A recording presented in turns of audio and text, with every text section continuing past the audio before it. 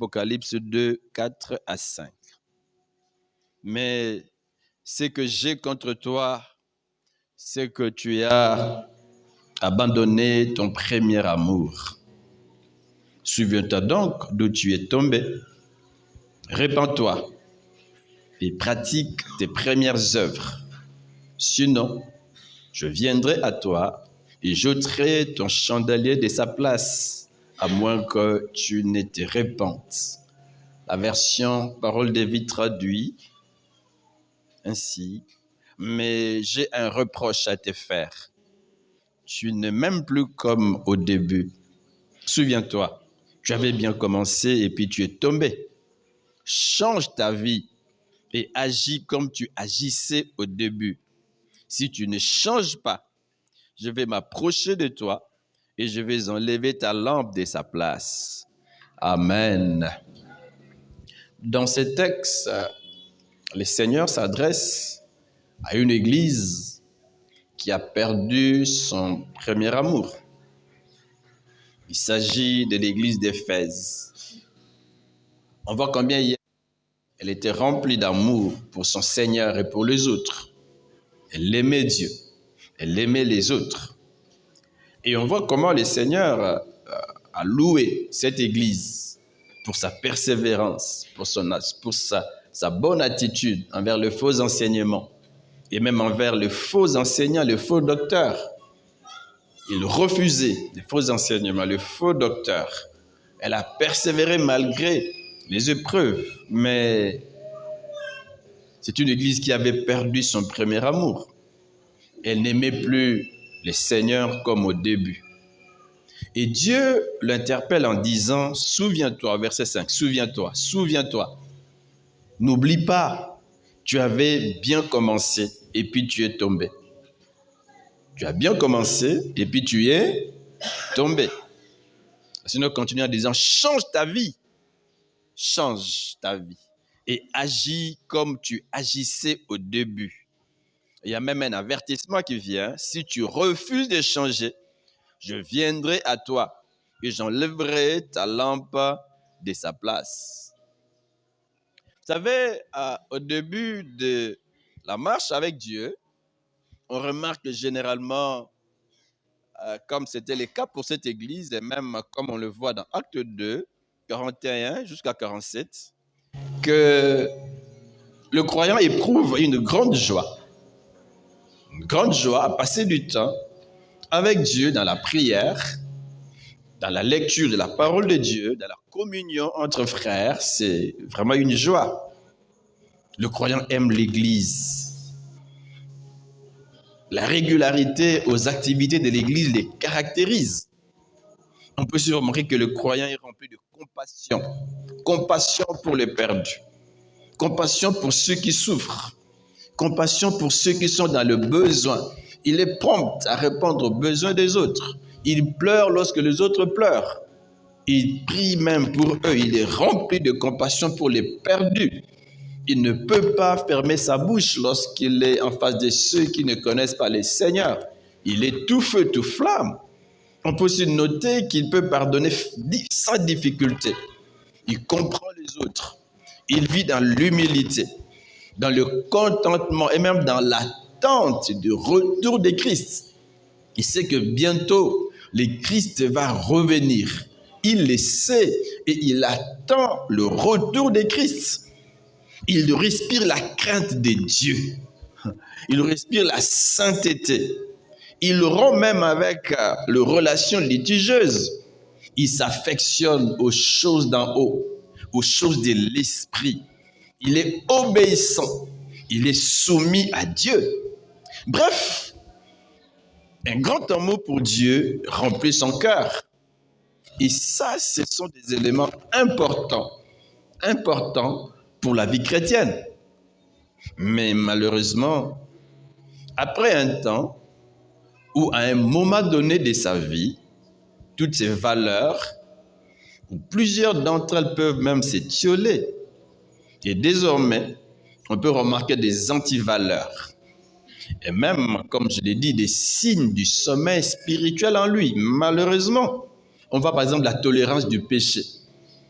Il commence à tolérer les péchés. Il accepte dans sa vie, ou même autour de lui, des choses dont il sait bien qu'elles sont contraires à la pensée de Dieu. Il les accepte. Au fait, il commence à mener une vie de compromis, Il sait bien que ceci ou cela est mauvais, mais il se plaît à le pratiquer.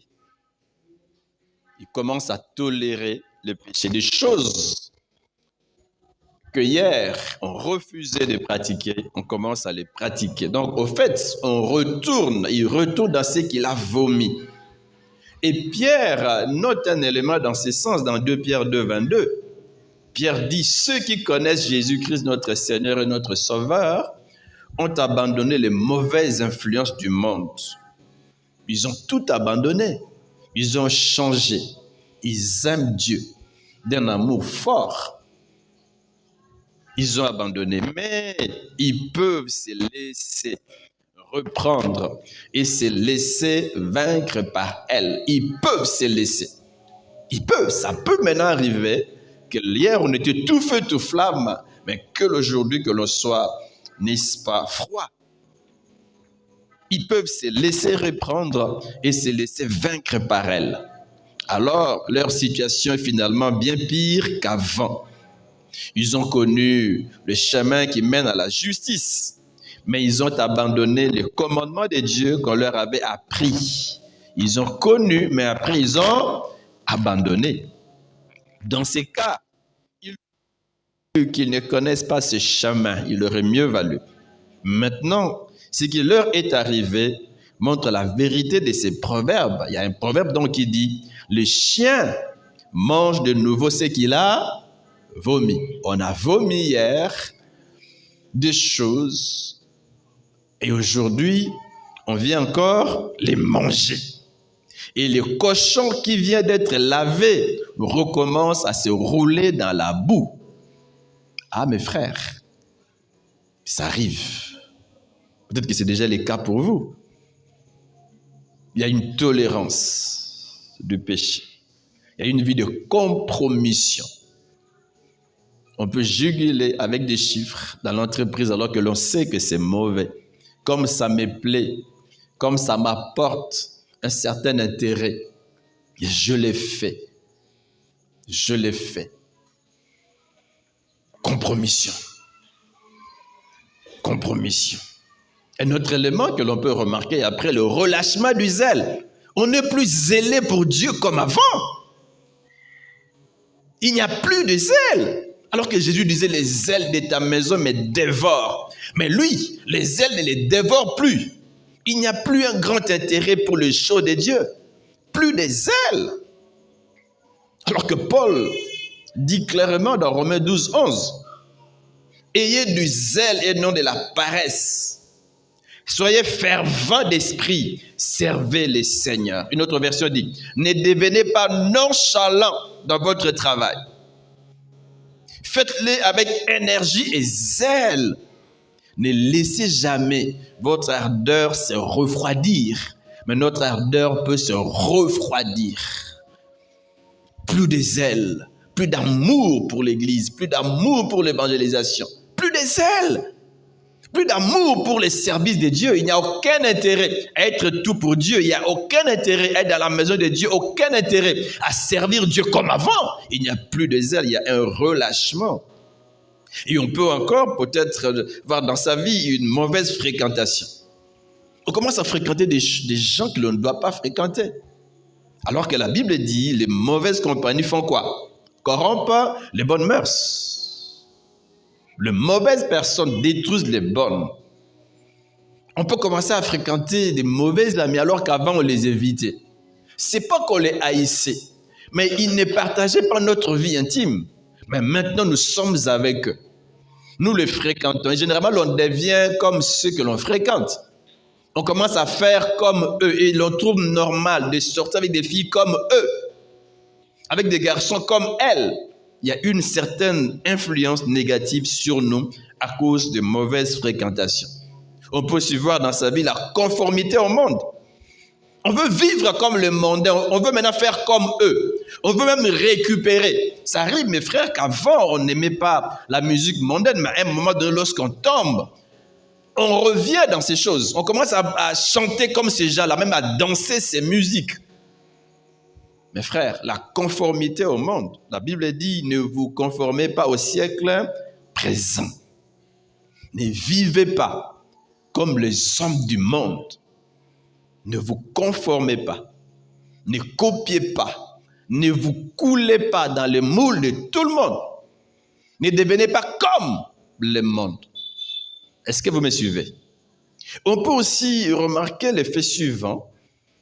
Il devient difficile de prier, en tout cas pour lui. Il devient difficile de prier, de lire la Bible, d'aller régulièrement à l'église, même de partager la parole de Dieu avec les autres. Ça devient difficile. Il n'y a plus une joie dans ce sens-là. On n'aime plus servir. On peut même avancer des raisons, plusieurs raisons, pour ne pas ou pour ne plus servir. Avant, l'on servait avec zèle, avec joie, mais maintenant, on ne sert plus et l'on avance des raisons. On s'affectionne aux choses de la terre. On recherche d'abord ce qui fait plaisir à la chair plutôt qu'à ce qui fait plaisir à Dieu. Or, on sait que Colossiens 3,2 dit « Affectionnez-vous aux choses d'en bas. » Amen. Non, il faut bien suivre. Affectionnez-vous aux choses d'en haut et non à celles qui sont sur la terre. Mais lorsqu'on dort, on peut commencer à s'affectionner aux choses d'en bas, à prendre plaisir à ce qui fait du bien à la chair. On peut même voir une fille ou un garçon qui s'est préservé toute sa vie, ouvrir la porte à l'impureté, à l'impudicité. Un garçon qui n'a jamais fumé, qui commence à fumer. Quand il était dans l'église chrétienne, sans compromission, il ne fumait pas. Mais maintenant, il commence à fumer. Maintenant, il commence à boire de l'alcool, il commence à boire du vin, alors qu'avant, ce n'était pas le cas. Tout a changé. Et il commence même à trouver normal s'il est marié de divorcer. Ou même par souci de richesse, de la célébrité, il commence à fréquenter des loges. On est tenté de fréquenter des loges, de toucher à gauche et à droite parce que l'on veut être célèbre, parce que l'on veut avoir plus. Il y a cette tentation dans son cœur, alors qu'avant, ce n'était pas le cas. Vous voyez, mes frères, le cœur est tordu. On peut donc voir, comme a dit un auteur, les chrétiens perdre peu à peu, ah oui, leur premier amour, peu à peu. Ça vient petit à petit, parfois on ne s'en rend pas compte, mais on est déjà dedans, on est déjà tombé. Il n'y a plus d'amour, de zèle pour Dieu.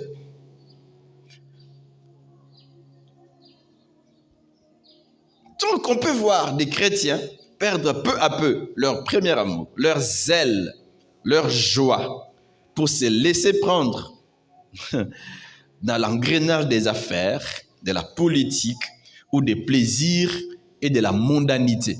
Peu à peu, on peut se laisser prendre dans ces choses. Donc de manière générale, le Seigneur peut éprouver des craintes, exprimer des craintes, comme ici, d'Apocalypse 2, 4, 5, et même déjà comme dans Hébreux 10, 25. Commençons par Hébreux 10, 25. L'apôtre écrit à ces chrétiens en disant « N'abandonnons pas nos assemblées comme certains qui ont pris l'habitude de ne plus venir. » Ah voilà. Certains ont déjà pris de l'habitude, ça devient normal. Avant, c'était anormal de s'absenter. Maintenant, c'est normal. Même si je ne viens pas, c'est normal. Ça ne me dérange pas. Ou même si je ne suis qu'un chrétien des dimanches, je ne viens que les dimanches. Généralement, les gens qui ne viennent à l'église que les dimanches ont du mal à être debout, à être bien réveillés. Généralement.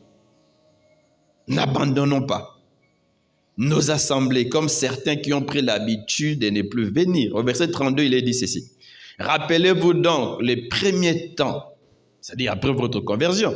À peine aviez-vous été éclairés de la lumière de Dieu que vous avez eu beaucoup à souffrir. Mais vous avez tenu bon. Des gens qui ont tenu bon, on parlera d'eux, ces chrétiens hébreux. Ils ont tenu bon dans la souffrance, mais après, ils se sont relâchés. Et l'apôtre dit, rappelez-vous les premiers temps, rappelez-vous. N'oubliez jamais comment vous avez commencé avec Dieu. Comment vous avez persévéré malgré la souffrance. Alors, revenez à votre zèle d'autrefois. Revenez. D'Apocalypse 2, 4 à 5, c'est les textes que nous avons lus. Dieu dit, mais ce que j'ai contre toi, j'ai quelque chose contre toi. C'est vrai que tu es ceci, tu as fait cela, mais j'ai quelque chose contre toi.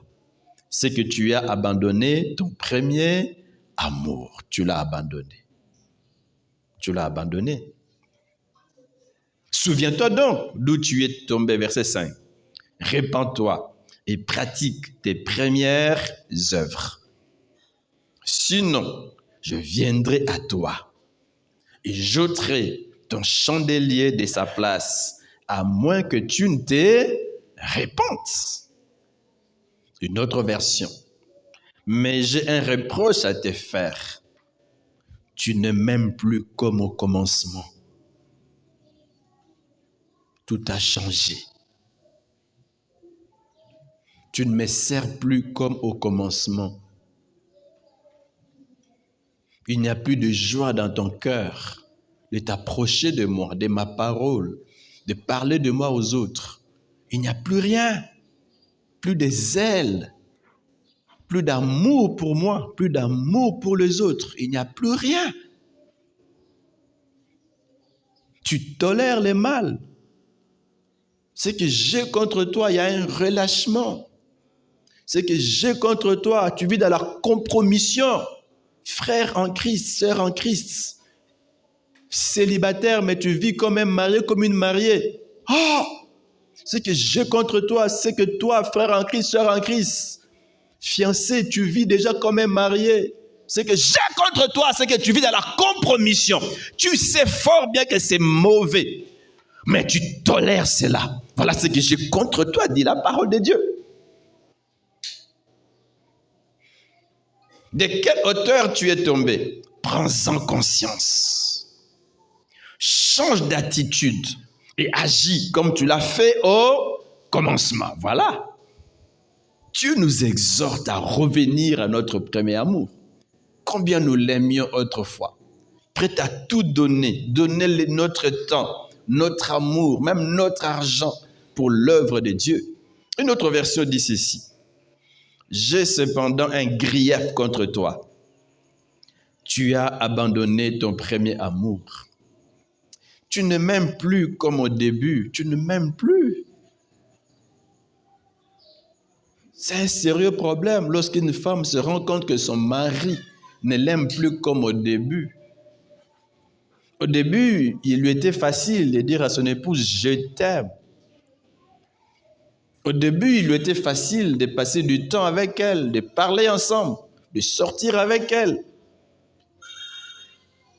Au début, elle était pour elle facile de témoigner de l'amour pour son mari, de se donner même entièrement à lui, mais maintenant ce n'est plus le cas. Tu ne m'aimes plus comme au début. Vous savez, parfois, Dieu a mal dans son cœur, très mal. Tu ne m'aimes plus. Il sait mesurer les degrés de notre amour pour lui. Il sait mesurer les degrés de notre amour pour les autres. Il le sait. Au dehors, on peut être, en guillemets, plein de zèle. Au dehors. Mais au dedans, Dieu dit, tu ne m'aimes plus comme au début. Votre amour des uns pour les autres s'est relâché.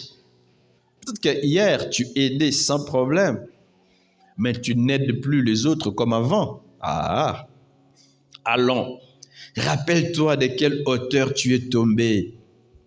Rentre en toi-même, rentre, examine ta vie. Comment tu étais il y a 2 ans, il y a 3 ans, 5 ans passés. Il y en a qui sont ici depuis le début de l'église. Mais essayez un peu de voir votre vie au début, le zèle que vous aviez tout au début. Plusieurs d'ailleurs au début servaient, mais aujourd'hui vous ne servez plus. Pourquoi?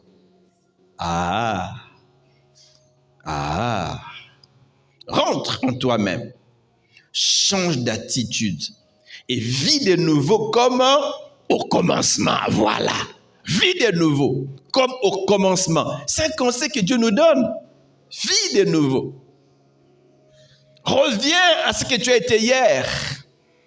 Mais c'est bon, d'abord, que l'on soit conscient que quelque chose a changé. Le sommeil, c'est quand quelque chose a changé en nous. Et le réveil, c'est quand on en prend conscience. Quelque chose a changé en moi. Je n'aime plus mon épouse comme avant. Je n'aime plus mon mari comme avant. Je n'aime plus mes parents ou mes enfants comme avant. Quelque chose a changé en moi. Il faut en prendre conscience. Rappelle-toi de quelle hauteur tu es tombé. Rentre en toi-même. Change d'attitude et vis de nouveau comme au commencement. Reprends ta conduite première. Ah oui. Retourne à tes œuvres originelles. Retourne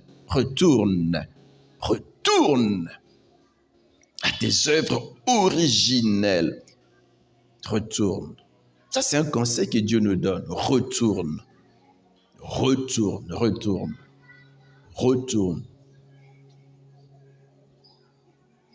Qu'est-ce qui a fait que tu ne sois plus ce que tu as été avant, au début de ta foi ou à un moment donné de ta vie?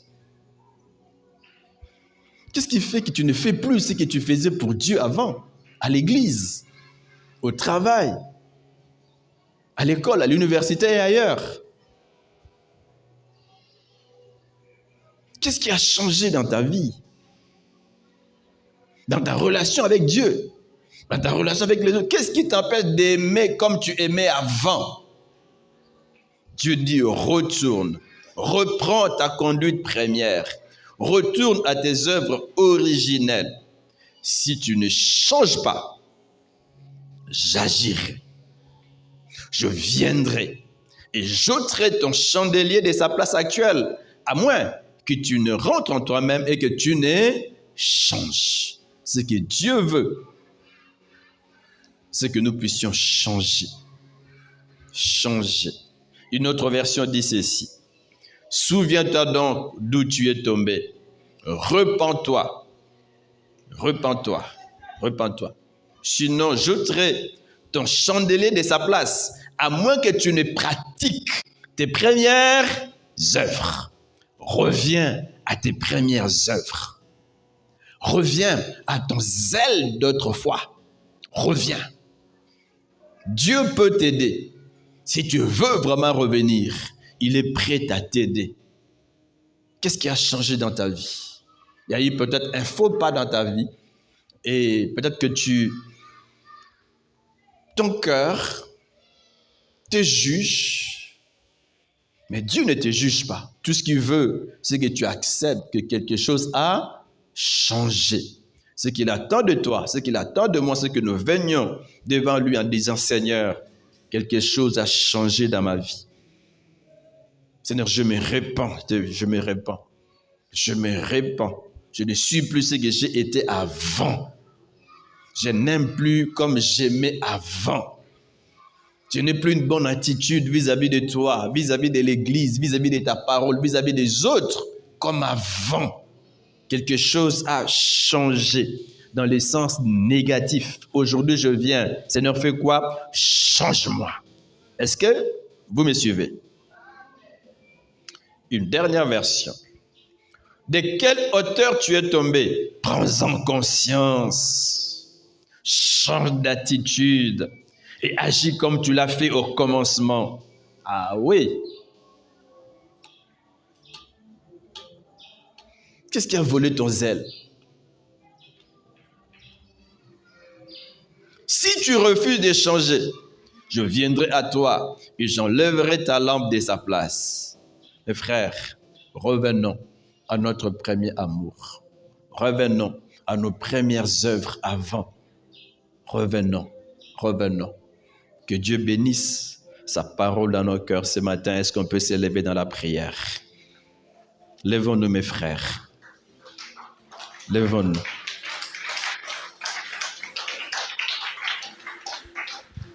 J'aimerais que pendant un temps, que nous puissions réfléchir. La Bible dit, prends conscience d'où tu es tombé. D'où tu es tombé et reviens. J'aimerais en tout cas librement que nous puissions prier. N'attends pas qu'il y ait un cantique, qu'il y ait un